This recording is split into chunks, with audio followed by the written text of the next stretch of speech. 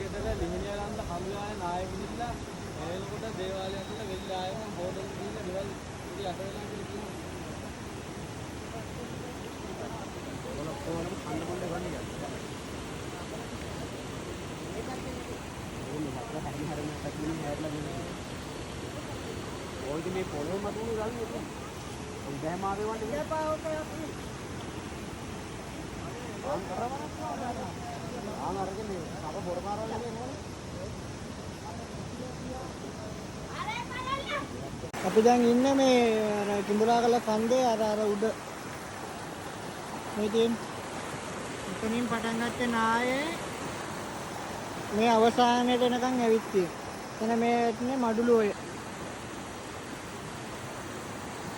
දල වශයෙන් කිලෝමීටර් 1.5 2 3ක් ඊට වැඩිය